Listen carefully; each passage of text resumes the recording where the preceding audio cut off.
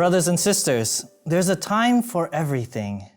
There's a time for embracing, there's a time for refraining from embrace. There's a time for wearing masks, and there's a time to breathe freely without masks.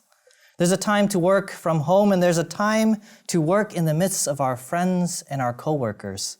I don't know about you, but these past few months for me have been a time of aching and longing. Our social distancing has been a reminder that our ache and our longing is for communion, for coming together and to being together with friends and loved ones. One of the most fundamental aspects of our Christian faith, of our Christian hope, is that we are created for communion. Not just any communion, but for Trinitarian communion. Just as God the Father, who loves so much, pours himself out completely in love for his Son, and the Son in love responds by pouring himself out completely for his Father. And that love is so real, that communion is so real, that it becomes another person in the Holy Spirit. We too, brothers and sisters, are called to do the same. We are called and we are created in the image and likeness of God, the Father, the Son, and the Holy Spirit.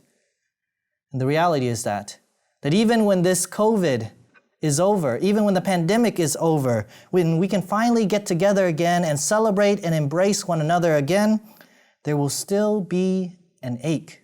There will still be a longing for a communion that will not be fulfilled in this life. We are pilgrims on the journey to an eternal communion.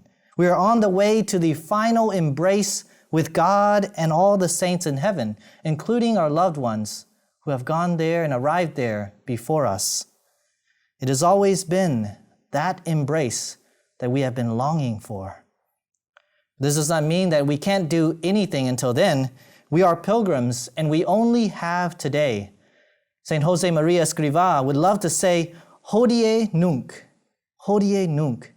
Today, now. Today, now. The time is now. The time to become saints is now. Far too often, people give me the excuse when I ask them, do you pray? And they say, well, I just don't have any time, right? But let me ask you, when work was canceled, when all the extracurricular activities of your children were put on pause, was there still no time?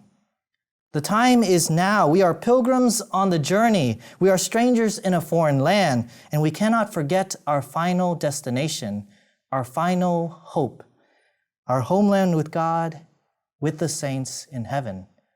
Hodie nunc, today, now. Change your life today. Turn from sin today. Return to the Lord. Begin to read the scriptures today. Take one step now towards Him, towards that final embrace that we are all longing for, that we desperately long for, today, right now.